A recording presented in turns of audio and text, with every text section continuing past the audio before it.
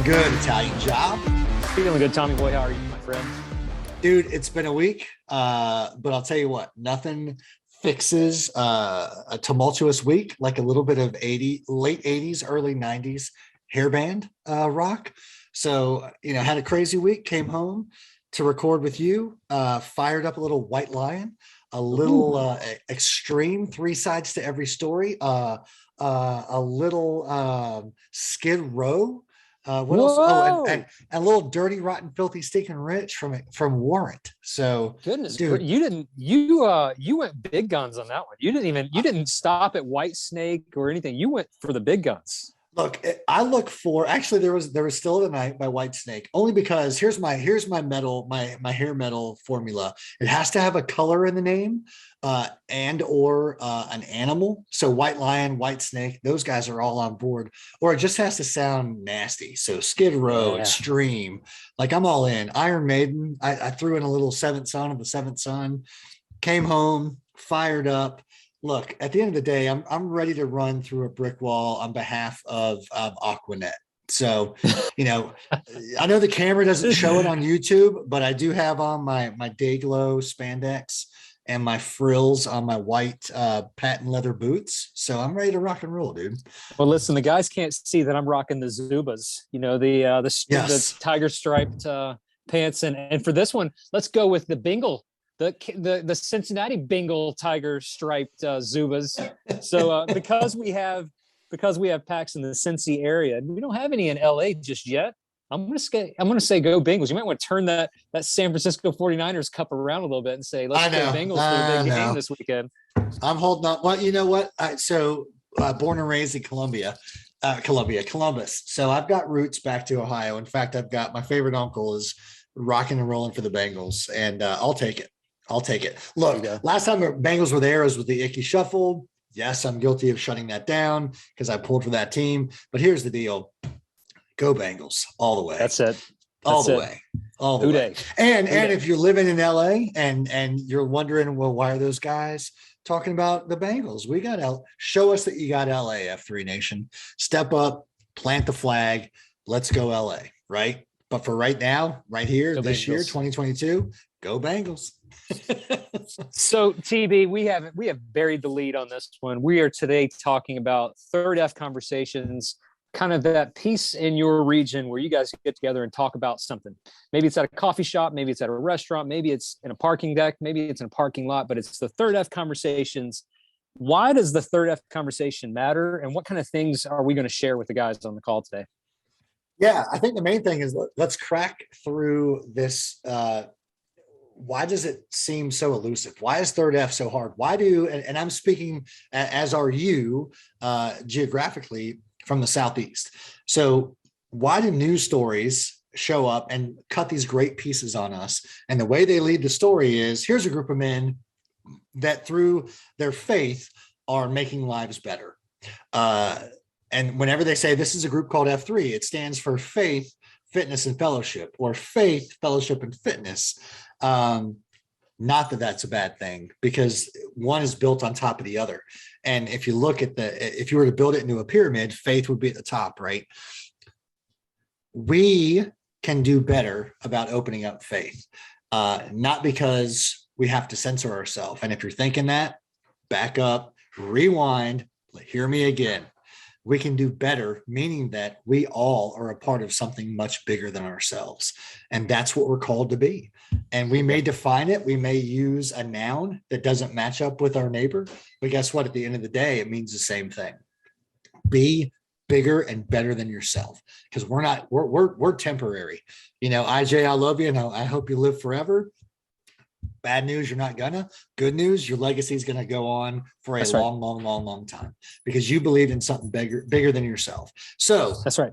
To answer your question, we lean into the third F because we are building our legacy. We are called to lead right so that we can leave right. In the grand scheme of the G3L, that's where we're meant to be.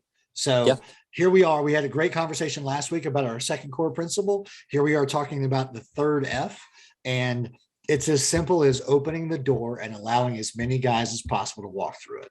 So what you got for us? Yeah. So I just wanted to give some practical pointers for leading a third F discussion. And honestly, it's just leading a group discussion, period, a book discussion, a religious discussion, whatever it is. But I just want to give some pointers, things that I've noticed over the years of leading these conversations. And I want to start off real simply with, a lot of times it has to do with the location. You hear in real estate, location. Mm-hmm. You really need to find a spot that's convenient, and you need to find a place that has limited distractions. What I mean by that is, if you want your conversations to be open, where all men can say whatever they want to say, and it's real hard to have that conversation when a waitress walks up and says, "You want some more coffee, hon? Who wants to place an order?" And then all of a sudden, a guy who is mid-thought has to stop because somebody needs to get their biscuits and gravy. So when I say location, if you're going to have a third F conversation, you want to have it close by to where your workouts are. We have one in Rock Hill, South Carolina. We call it Bibles and Biscuits, and it is equidistant to 3 AOs. So on Friday mornings, you get guys from 3 different AOs who show up in the back room of a restaurant. And we have worked it out that the server comes in, she already knows everybody, and brings coffee and water to whoever gets coffee and water. You start the conversation off with the men, and then we know about 10 minutes in, she's going to walk in and she's going to ask for orders. So we all stop and give her the order. And then they leave us alone until the food comes in. And by that point, the conversation's pretty much coming up to an end. So when I say third F conversations, it all comes down first and foremost to location. So what have you seen that works, and what have you seen that has bombed? But when you think of a third F conversation space, what do you think of? Yeah, you basically nailed it. I'll just only peel back the onion a little bit. What really worked is what COVID gave us, honestly, was the forced opportunity to back up and punt. Parking lots are beautiful. We work out, rain or shine, heat or cold. There's no reason we can't hang out afterwards. I think about when the men from Charlotte came up to Wakanda. They brought a fire pit. We had a fire pit. They brought a speaker. We fellowshipped. We talked about things that were bigger than us. Solid gold. The same can be true in any Starbucks parking lot. Not that we're sponsored, but if Starbucks is listening, we'll take some dollars to change men's life. Let's go ahead. Any parking lot, show up, be respectful of the AO, whether it's a first F or a second F or a third F. Leave it better than you found it. Bingo. Yeah. If you have something that's worthwhile to talk about because it's on your heart and it's pulling you down or it's lifting you up, share that with other men. Either way, a pull down is not a failure, and a lift up is not a bonus. It's meant to be given away. Another one is, look, if you want to stay put, if you feel like you're going to lose a bunch of guys, don't lose them. Roll up with your Subaru, your Ford, your whatever, and have a percolator in the back that you brewed before you came. If it's that important, you'll find a way to make it work. You'll brew some coffee, whatever. Bring hot water and some Senka, right? And to quote Sebastian Maniscalco, the comedian, Senka is not an app. It is some dirty, grungy coffee that comes out of a pouch that you pour into some water and stir it up till it's semi-dissolved. You mentioned Senka, and my mind automatically went to Cool Runnings. It's the Olympics right now. Senka, you dead, man? Yeah, man. Yes, exactly. Which is why you and I can't share public spaces together, because we have the same reference points. But look, I'm a broken record. I have like 5 good thoughts, and one of them is find the need, fill a need. If you've got something that is sitting there keeping you up at night because it's important, share it with the guys. That is a thing. If you got heart palpitations over a thing, that is a thing that is bigger than you. Share it. Yes. And what has failed? You're right. What has failed is to force a square peg into a round hole. If the venue is too loud, that's not the venue for you. If the venue is too public, that's not the venue for you.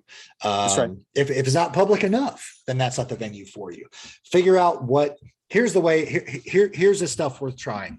What is the desired conversation you want the men to be having when they leave your third F conversation? What do you want them to be talking about in the car ride home, or thinking about or reflecting on the car ride home? Go from the end result and build it backwards from there. Does that make sense? I follow. I track. You mentioned if it's on your mind, on your heart, to share it. One of the bits of advice I give guys who've never led a conversation, and it can be daunting. You and I lead conversations in our workplace, in our regions, it's second nature for us, but it wasn't always second nature. We can Correct. do this because we've had practice with it. But when you ask a guy to lead a third F conversation, a lot of times he says, I'm not ready. I don't know what I'm going to talk about. I'm not a preacher. You don't have to be. So let's just go and lay that out there. You don't have to be any of these things to lead the conversation. But one of the things I like to tell guys to do is be prepared. Prepare something, whatever that something is, be prepared. But in every workout, we say modify as necessary. So if you get into the conversation and you've got 10 bullet points, and on bullet point 3, somebody has something to say and it opens up a whole nother conversation, go with it. By all means, go with it. Some of the best group discussions that I've ever been a part of or that I've led were based off of those tangent conversations where a guy has something else to say that was not on the agenda, but it resonates and it leads to more conversation. So prepare, but modify as necessary. Just the same as you would with a workout. You prepare a Winky, and based on who shows up, you may modify as necessary. Yeah. And unlike a workout, if a guy takes you off point on bullet point 3, that's a win. That means that you struck a chord with a guy who needed that moment. He needed that space. And sometimes space is silence. And we as men, speaking for myself, like I'll own it myself, but we don't do well with silence, right? No. We want to fill it. That's the downside of find a need, fill a need. We mistake silence for a need. And a lot of times, against our better judgment, silence is the need.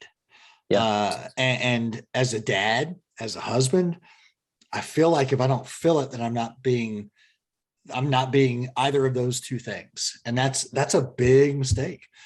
Because sometimes, and you think about anybody, let's dip our toe into the water of any religious faith, right?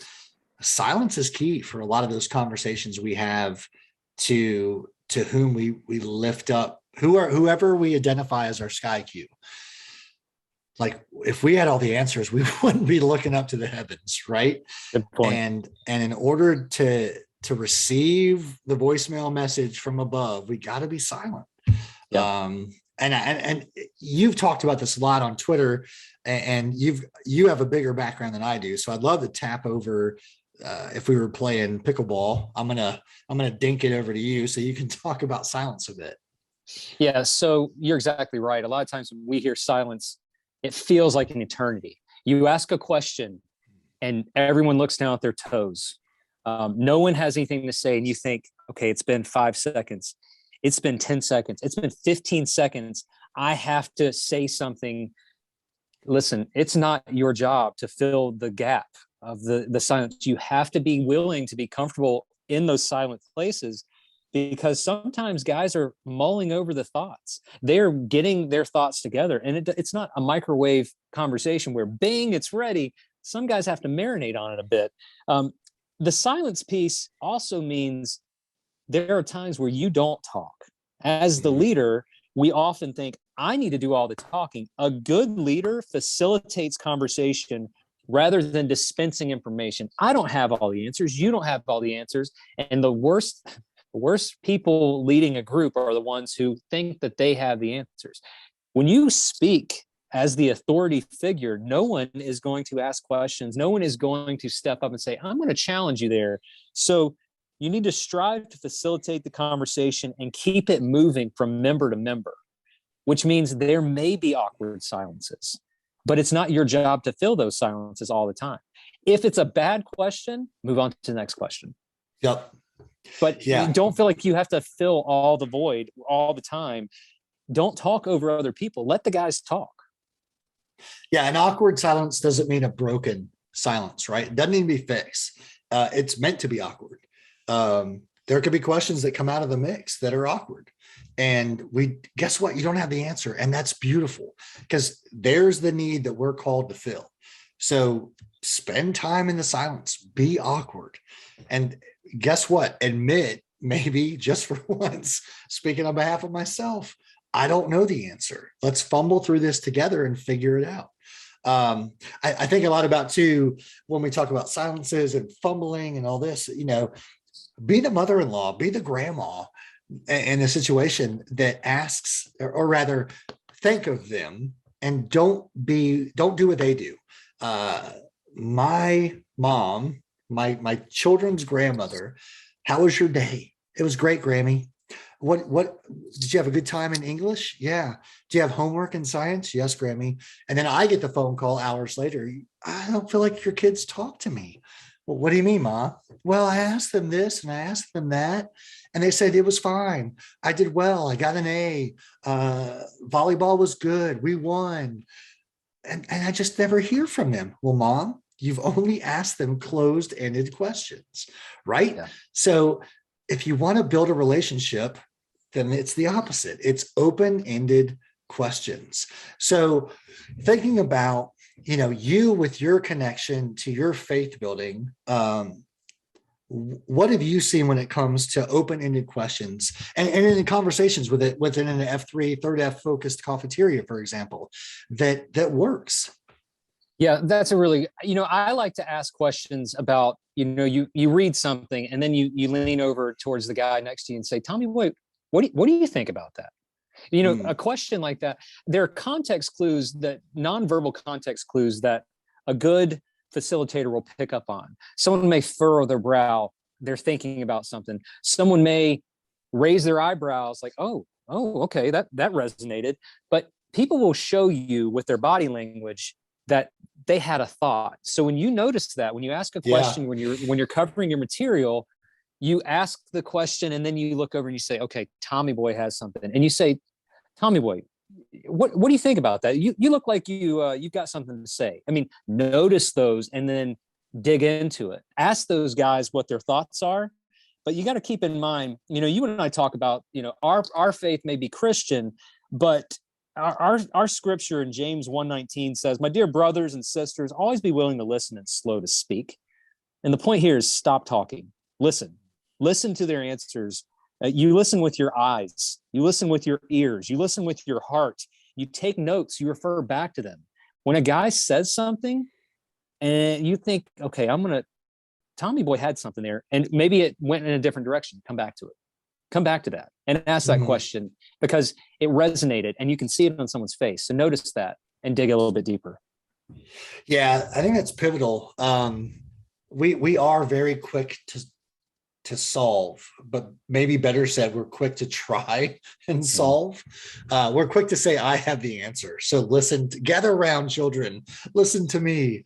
And that really sets us up for not open to all men or leave no man behind, but ensure every man comes to me, right? Versus leave no man where we found him. And look, dudes, there are times daily where you are the guy that needs to be drug along, right? We've refused to do a thing, or we've been slow to act on this thing, or our wives or our M's or our kids are saying, I help, and we've not responded accordingly.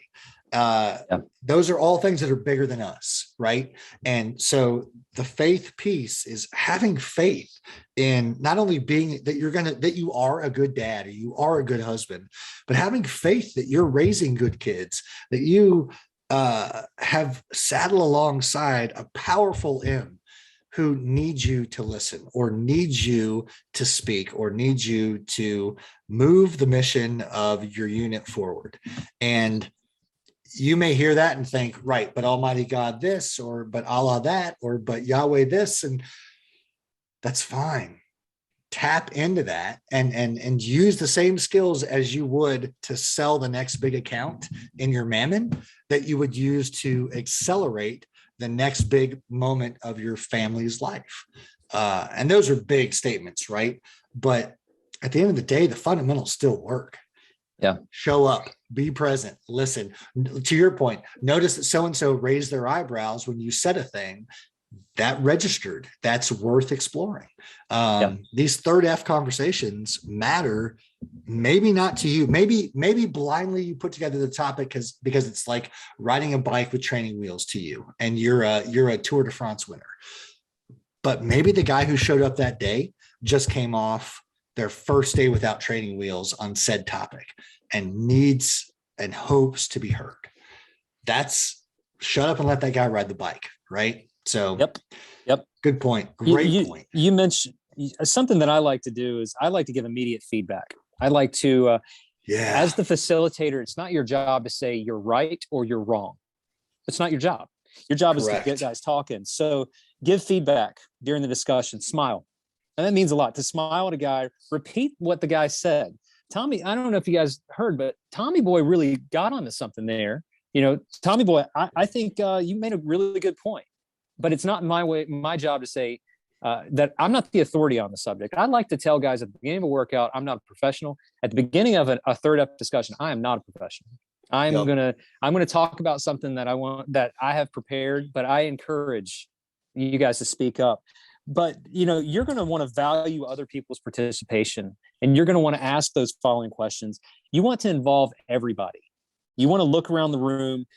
There will be times where one guy, not on purpose, but he dominates the conversation just because he knows things and he has opinions. As the leader, you have to make sure, one, you're not the guy dominating the conversation. And if there is a guy dominating the conversation, you kind of step in and say, hey, that's really great. Let's hear from so-and-so. Don't let one person dominate that conversation. Anytime conversations come out, a lot of times there will be a little bit of rubbing, a little bit of dissension. And I'll tell you, I think that people need to realize that a third F conversation is a safe place. It's a place where we can have dissenting opinions. Arguments should not be based on the content of what you're speaking about, let me rephrase that. Make it on the content, the ideas and opinions, but not on the person or the person's personality. Don't attack a guy. Ask questions about what he thinks about. Don't attack a guy because his personality. Instead, ask the questions about the content of his answers. It is okay to have a spirited conversation about an idea. It's not okay to have a spirited conversation about a guy. Look, 100%, 1,000%, if that were possible, I agree, because we're coming off of a couple of years where a lot of hats were hung on the values of a guy, right? The virtues or ideas of what a guy promised. And I'm totally speaking politically, and yet I'm not pointing fingers at one political party. We are now in a year, fast forward, where we're all defending a guy either way. And where does that get us? It gets us nowhere other than pointing fingers and not listening and not being what F3 men are called to be, which is better than the rest. Not because we're stronger, faster, quicker, whatever, but because we are practicing to be bulletproof against the things that have brought a lot of our quote unquote leaders down, whether it's at local level or a national level, right? And that all starts with the humility of listening to where another person is coming from. IJ, I hear you. I can't get to where you are, maybe, but I hear where you're coming from and why you're there. How do we bridge that gap? And maybe, just maybe you don't. But guess what? Just maybe we do bridge the gap. And then all of a sudden, we are going to be thrust into a really great place of having an answer that demands to be shared with more and more and more people. But hanging your hat on the virtues of one person who may not have virtues, that's not the way to go. But hanging your hat on the virtues of truth, justice, peace, love, however you define that. And they're out there. If you don't know where they're out there, go study the Stoics. They're out there. Then go do that. But Tommy Boy, I may not agree with what you have to say, but I agree with your authority to say it. And I respect you enough that I will let you speak, and that you respect me enough that you allow me to speak. And that's what these conversations are all about. Yep. To have an open environment where we can speak to each other. I'll give you two more pointers because I know we're running low on time.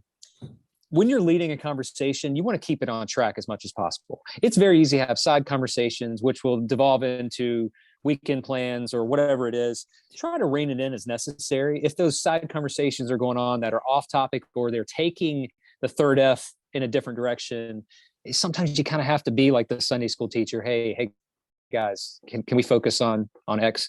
But also know when you've lost the group. And Correct. that will happen. There are times where your content is too heavy and the guys aren't ready for it. There are times when you've said too much and the guys are like, I'm just ready to go. So it is better to end a session early than to belabor the point and frustrate your folks, to frustrate the packs. So just read the context clues, read the room, understand when you've lost it and when you can get it back on track. But there are times, Tommy Boy, we've been there. There are times where I'm the one derailing it. You've derailed it. And there are times where you're just like, it ain't working today. As a leader, be willing to say, fellas, hey, great conversation. I enjoyed spending time with you. Let's just keep talking over our breakfast or whatever it is.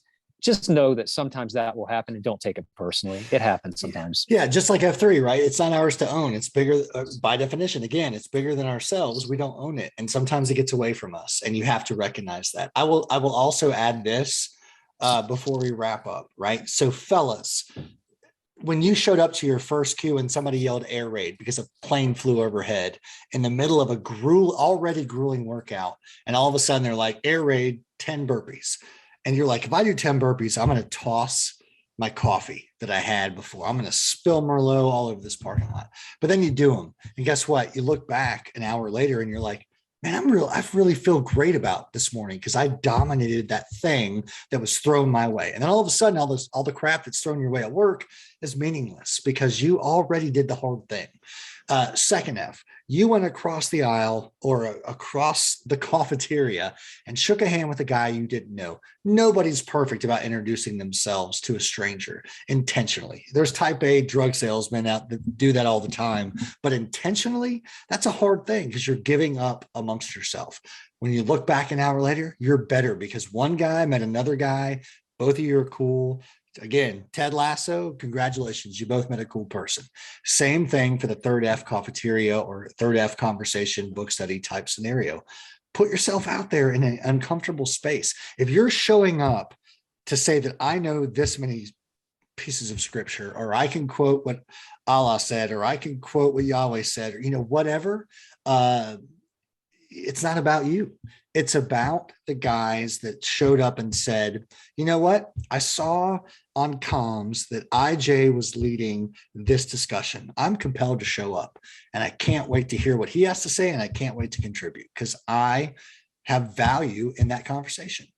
So no different than first and second F, do the hard thing. And a lot of times, fellas, as we said before, the hard thing is shutting up and listening, absorbing, processing, and maybe next week you share what you had to say. So whatever, take it with a grain of salt, but definitely take that and do something with it. So challenge we're trying this week. If your region has these third F conversations, maybe it's over breakfast, maybe it's lunchtime, maybe it's Zoom, whatever it is. If your region has these and they're always looking for someone else to lead one of those conversations, why not you? Why not bring something to the table? Maybe you didn't like the way that it went last time and you said, you know what, if I were leading, I would do this. Well, that's your chance. Reach out to that guy and say, hey, I'd like to lead a third F conversation. I'd be willing to bet he says yes. I'd be willing to bet he says, what are you doing next week? So reach out to that guy and get into the rotation. Try it. Do it. It's a challenge that's worth trying. Worst thing that could happen, you get to hear other people's ideas. God forbid. Oh, wait, not God. Forbid. Blank forbid. But insert forbid. Yeah. And however you pray, whoever you pray to, like, do it. That's what you're called to do. You could open up any text. And at the end of the day, even if it's Greensboro Parks and Rec, you're called to serve something bigger than you because people need what you have. And you've been given a gift to give away. So fellas, here's the deal. Like IJ said, and said it better than I ever could, find a way to plug yourself in and be curious and serve F3 in such a way that you're going to wake up other guys to be a part of something bigger than themselves. So Italian Job, as always, I love you. Great conversation. You make me better every time I'm with you just because I get to learn new stuff. And I only hope I can half repay you because if I full repay you, I'll probably be drained. But men of F3 universe, I always pause to say nation because we're bigger than nation. And I want to plant F3 Mars before I leave this planet. Well, leave this Earth in a spiritual sense, right? I have to leave this planet to plant F3 Mars. So F3 universe, find a way to serve something bigger than yourselves. And then let us know on Twitter at F3SWT what you're doing to awaken the hearts of people that are seeking to serve something bigger than themselves. And let's give that away too, because that's what these conversations are all about. And if you think you have a big idea that you want to share with the F3 universe, ping us. The Italian Job at F3Nation.com, Tommy Boy, F3Nation.com, and again on Twitter at F3SWT. Let us know what you're doing. We dare you to brag about it. And by God, we air raid you to tell us what you're doing about it. Italian Job, I love you like a brother. I can't wait to see you soon in the gloom. Have a great week. You too, brother. You said a lot of great things that I can't top. I'll just say it's always an honor and a privilege to spend time with you and the men of F3 worldwide. If you've got some ideas, we'd love to have you on the podcast to speak. So reach out to us. We'd love to get you on the calendar and we'll share your ideas with the world. And it's always a pleasure, brother. Appreciate you. 100%. Be good, guys, or be good at it. All right.